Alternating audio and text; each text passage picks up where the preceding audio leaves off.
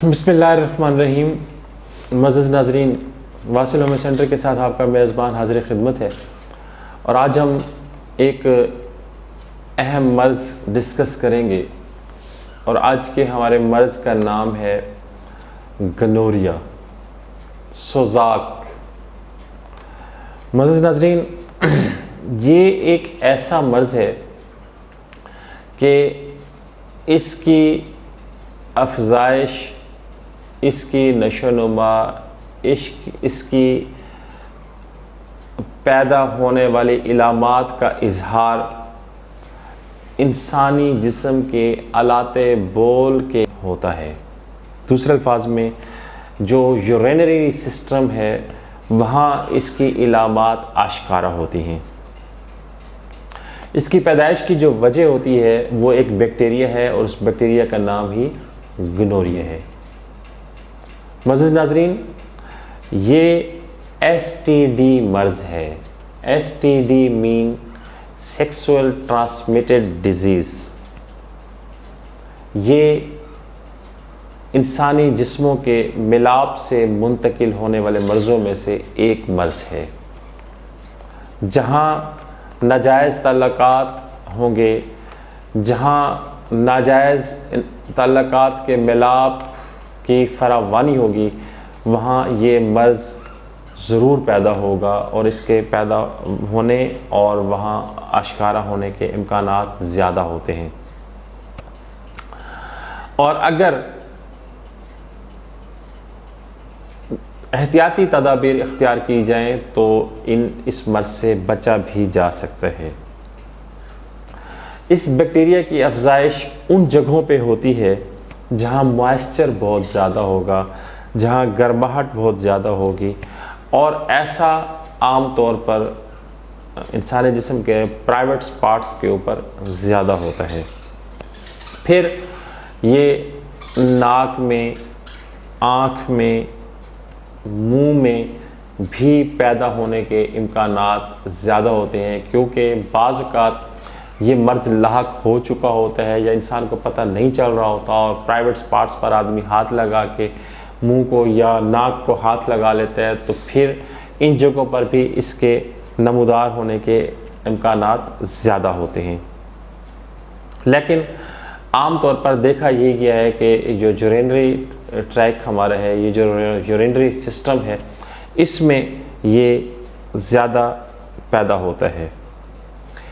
میں جیسا کہ پہلے عرض کر چکا ہوں کہ یہ ایک انسان سے دوسرے انسان کے اندر منتقل ہونے والے مرضوں میں سے یہ ایک مرض ہے۔ تو اگر اس طریقے سے یہ ہو تو پھر اس کے سپریڈ ہونے میں دیر نہیں لگتی، بڑے تیزی سے یہ سپریڈ ہوتا ہے، بڑے تیزی سے یہ پھیلتا ہے۔ عام طور پر اس کی جو علامات سامنے آتی ہیں اور جہاں سے ہم اس مرض کا نام رکھتے ہیں، ان علامات میں جو زیادہ اہم علامات ہیں وہ علامات یہ ہیں کہ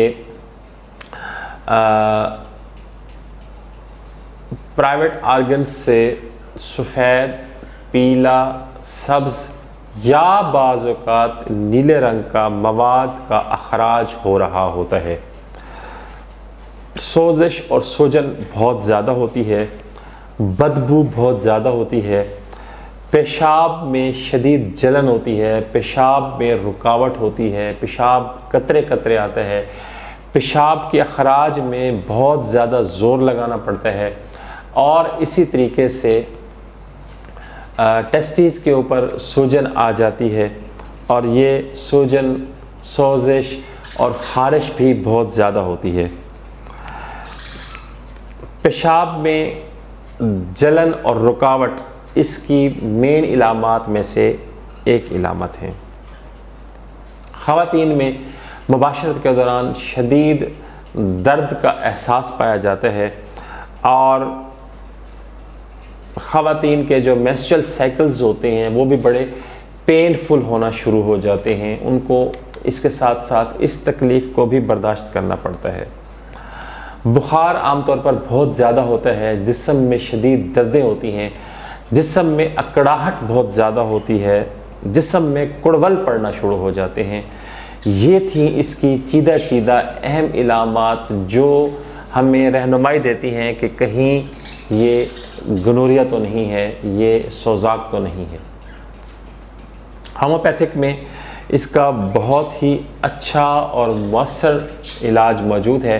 میں آپ کے ساتھ ہومیوپیتھک کی چند ایک ادویات شیئر کر دیتا ہوں، تو علامات کے مطابق آپ استعمال کریں، اللہ کے اذن سے شفا ہوگی۔ ہومیوپیتھک میں میڈورینم، تھوجا، ایسڈ نائٹرک، کینتھرس اور مرک سال، یہ وہ ادویات ہیں جو گنوریا میں اگر علامات کے مطابق استعمال کی جائیں تو مریض کو بہت جلد افاقہ ہو جائے گا۔ امید واثق ہے کہ آج کا ہمارا گنوریا کے حوالے سے یہ مختصر سا کنٹینٹ آپ کو ضرور پسند آیا ہوگا۔